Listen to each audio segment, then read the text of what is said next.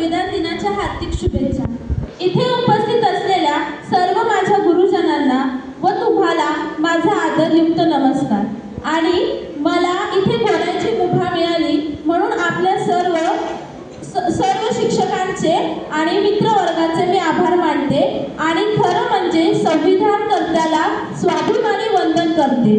मित्रांनो, मी हा स्वाभिमानी शब्द का वापरला आहे?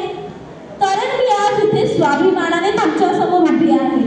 त्याचं सर्व यश या भारतीय संविधानाला जातं, नाहीतर माझ्यासारख्या असंख्य कोट्यावधी स्त्रिया या चूल आणि मूल यातच अडकून पडल्या होत्या। Thank you so much Babasaheb. काय आहे तरी काय हे संविधान? सर्व संकटातून बाहेर पडण्याचं एकमेव औषध, ज्याचा उपयोग जन्म घेणाऱ्या प्रत्येक त्या मुलीपासून ते मरण पावणाऱ्या प्रत्येक त्या वृद्ध स्त्रीपर्यंत आहे। आज महिलांना आपण खंबीरपणे बोलताना पाहतो की आम्हाला हा हक्क आहे, तो हक्क आहे।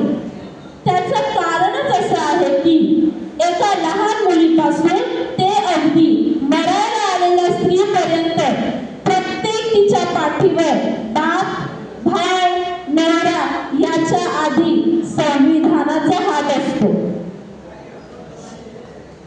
ज्याला हात घालायच्या आधी समोरच्याला कमीत कमी कोणत्याही वेळा विचार करावा लागतो की मी या संविधानाला हात घालायच्या लायक आहे की नाही।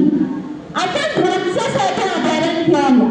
रस्त्यात एखाद्याला तिने पंथात बघितलं तरी समोरचा गार होतो आणि माफ करा असं म्हणून पुढे जातो, कारण त्याला ही भीती असते की ती कोणता कायदा लागू करेल। त्यामुळे समाजात सुव्यवस्था टिकून राहण्यास मदत होते। आजही भारतावर बोट ठेवण्याआधी देशातील या भारतातील संविधान काय आहे याचा अभ्यास भल्याभल्यांना करावा लागतो।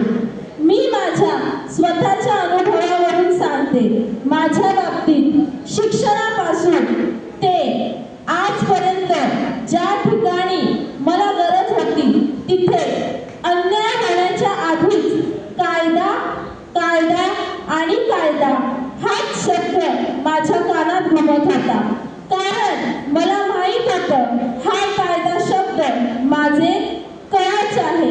कारण संविधानाने स्त्रियांना असंख्य अधिकार दिले। खरंच मी आभारी आहे त्या संविधानाची आणि संविधान कर्त्याची, ज्यांनी मला मुलगीपणा कमकुवत न बनवता जबर मजबूत बनवलं।